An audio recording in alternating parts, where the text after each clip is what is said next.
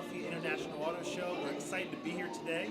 We're going to take you through the Hemi Prowler a bit, and it's been a very awesome show. About 250,000 people are scheduled to be here this week, and we want to take a time to give you some background about our cars. You can see here from Carlisle Events, we have a really nice sign set up here to get some information and a really interesting backdrop of the story here of the 99 Plymouth Prowler.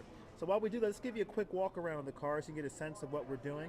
As you can see, the car has been a lot of special fabrications and things to make it all work properly, from the side vents to the TGF hard top here, and information here is that basically everything else is the basic car. Now as we walk around it, the main things you want to pay attention to are kind of the air and the cooling. A lot of people are asking, well, why would you put a shaker hood on the car? Well, the background of that is really about ensuring that it can be actually breathing and doing well. To give you a sense of that, take a look at the SRT over here, this Magnum. So the actual car here is the exact same motor as in the Prowler, but it weighs almost about 1,500 pounds less. So the cooling here on these vents, you can see how much more area it has.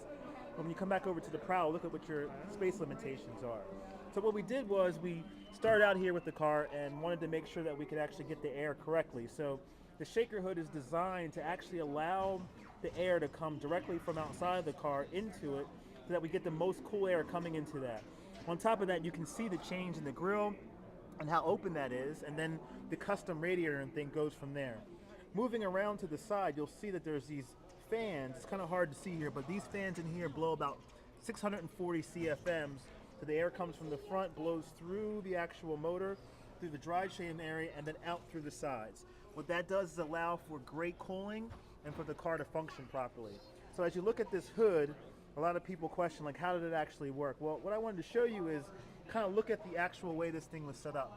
When you go through this here, this hood had to be raised about 4.5 inches to allow for the car to actually work properly.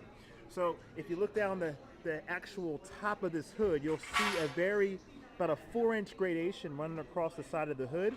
And that was done by custom sheets of aluminum made up to build so that this shaker and hood line up perfectly properly from the top of the actual car. Very big piece of engineering had done to make this all work.